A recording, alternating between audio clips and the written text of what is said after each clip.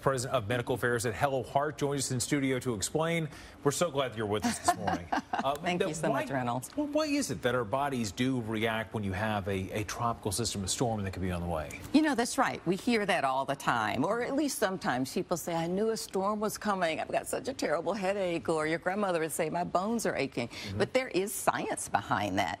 With regard to migraines, a couple of things. Our bodies start to release serotonin as the barometric pressure drops, which causes migraines. Your blood pressure also drops because your vessels dilate, which also increases your headaches. And then also sinuses start to become congested. Your nasal passages can start to become swollen as the barometric pressure drops. You get swelling in your nose that blocks your sinuses. You get this sinus headache. That explains a lot. That does make sense. When there's a lot of pressure buildup. That's right. That's what happens inside of your head. So, you know, is there anything we can do to minimize these problems?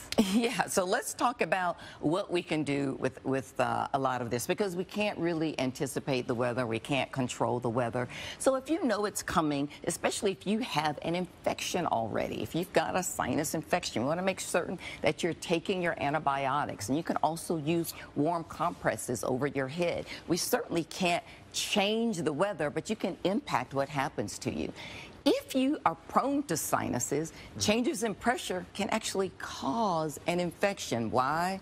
Because you get this swelling in your nasal passages. It blocks your sinuses, germs build up, and so actually weather can cause a sinus infection as well. So you want to try to keep those nasal passages open. Doctor, I got to ask you, if you live in an area that's been frequented by a lot of tropical systems, right, have big drops of low pressure, it could be the case for our friends that are in Bermuda this morning. That's right. More than a few. Are there any long-term issues that could come from continuous approaches of storms, dropping pressure? Yeah, when we talk about this drop in pressure, we have to think about your blood pressure drops somewhat. And so if you tend to have lower blood pressure and now your blood pressure is dropping even further, you can start to feel dizzy. You've heard people say, oh, I feel dizzy, I feel woozy.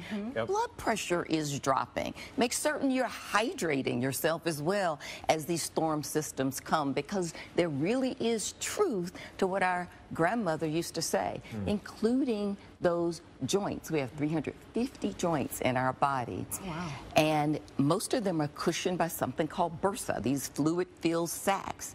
What happens as the barometric pressure drops?